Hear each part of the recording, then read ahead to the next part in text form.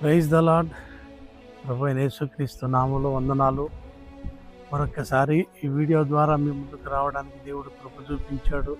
ప్రభునందు పిల్లరా, ఎలా ఉన్నారు? మీరందరూ క్షేమంగా ఉండాలి అని మా అనుదిన ప్రార్థనలో జ్ఞాపకం చేసుకుంటూ ఉన్నాం. ఈ లోకంలో మనందరినీ కూడా భద్రంగా క్షేమంగా ఉంచగలిగేది ప్రార్థన ఒక్కటే. ఎవరైతే ప్రార్థించగలిగే వారుగా ఉంటారో వారెక్కడ కూడా లోకానికి సమీపంగా ఉండరు. ఒక భక్తుడు చెప్పాడు, ప్రార్థన మనల్ని ప్రభు దగ్గరికి చేరుస్తుంది అని, ప్రార్థన లేమి లోకానికి చేరుస్తుంది అని. ప్రతి విశ్వాసి, ప్రతి సేవకుడు కూడా తన ఆత్మీయ జీవితంలో ప్రార్థనని ఎప్పుడు కూడా పక్కన పెట్టొద్దు. ప్రస్తుతం మనం ఉన్నటువంటి స్థలం స్టువర్ట్పురం.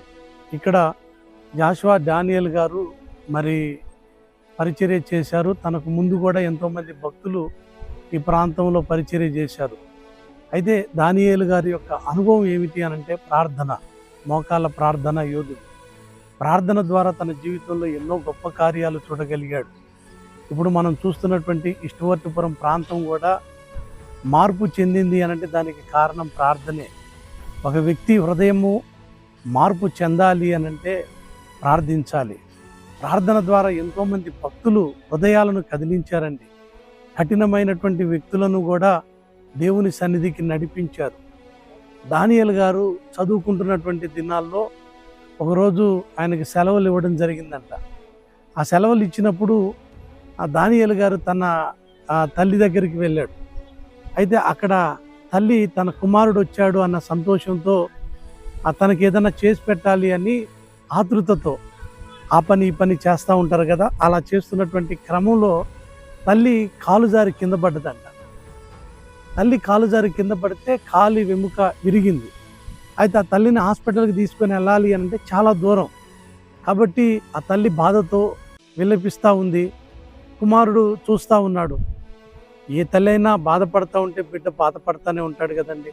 అలాగునే ఆ తల్లి మంచంలో కాలి నొప్పితో బాధపడతా ఉంటే ఆ భక్తుడు తన తల్లి కాళ్ళ మీద చేతులుంచి ప్రార్థన చేశాడంట. ప్రభువా, నా తల్లిని తీసుకొని హాస్పిటల్కి వెళ్ళాలంటే చాలా దూరం అయ్యా, మరి నువ్వు స్వస్థపరచుటకు శక్తి కలిగిన దేవుడవు కదా అని తన తల్లి కాళ్ళ మీద అలాగనే చేతులుంచి అలా ప్రార్థిస్తూ ప్రార్థిస్తూ ప్రార్థిస్తూ ఉండగానే ఒక్కసారిగా తన తల్లి కాళ్ళు ఏదో కదిలిచ్చినట్లుగా కలక్కమన్నదంట.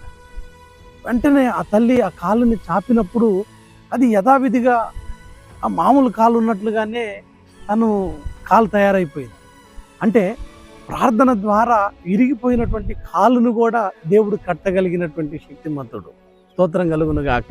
పిల్లరా, నేను చెప్పినటువంటి దానియేలు గారి తల్లి జీవితంలో జరిగిన సాక్ష్యమే కాదు, ఇంకా ఎన్నో సాక్ష్యాలు ఉన్నాయి.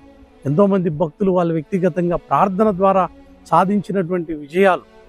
కాబట్టి ప్రతి భక్తుడు కూడా ప్రార్థనా జీవితాన్ని ఆయుధంగా ధరించి అడుగులు ముందుకు వేయగలిగితే జయ జీవితాన్ని జీవించగలుగుతాడు. రేపు దేవుని ఎదుట ధైర్యంగా నిలబడగలుగుతాడు. కాబట్టి ప్రతి ఒక్కరు కూడా ప్రార్థనా జీవితాన్ని విస్మరించకుండా ప్రార్థనను ఊపిరిగా ప్రతి ఒక్కరు కూడా కొనసాగించాలని ఈ మాటలు తెలియపరుస్తూ ఉన్నాను. Praise the lord.